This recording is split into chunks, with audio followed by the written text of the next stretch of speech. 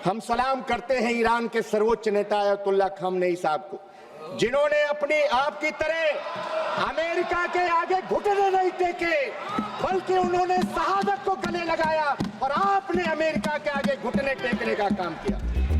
ভারতের রাজনীতিতে ঘটে গেছে তোলপাড়। লোকসভার ভেতরে কেমন মন্তব্য?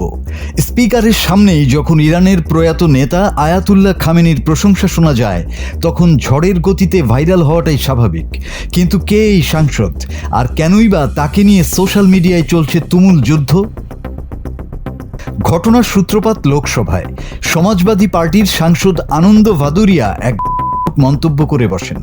তিনি ভারতের প্রধানমন্ত্রী নরেন্দ্র মোদী এবং ইরানের খামেনির মধ্যে সরাসরি তুলনা করে বলেন, খামেনি কখনো আমেরিকার কাছে মাথা নত করেননি এবং দেশের জন্য শহীদ হয়েছেন। উল্টো দিকে তার অভিযোগ, ভারত সরকার নাকি বিদেশি শক্তির সামনে নতি স্বীকার করছে। আর এই এক মন্তব্যেই উত্তাল হয়ে ওঠে পুরো সংসদ। কিন্তু বিতর্ক শুধু সংসদে থেমে নেই।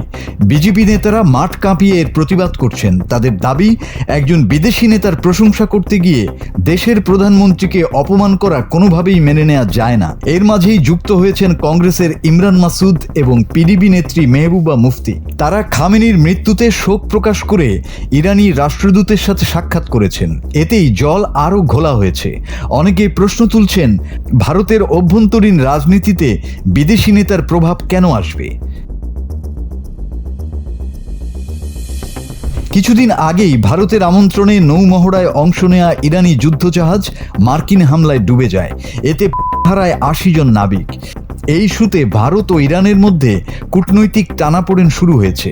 কিন্তু এখন খামেনির এবং ভারতের বিরোধী শিবিরের এই শ্রদ্ধাঞ্জলি ইস্যুটিকে দেশের সবচেয়ে বড় রাজনৈতিক বিতর্কে পরিণত করেছে।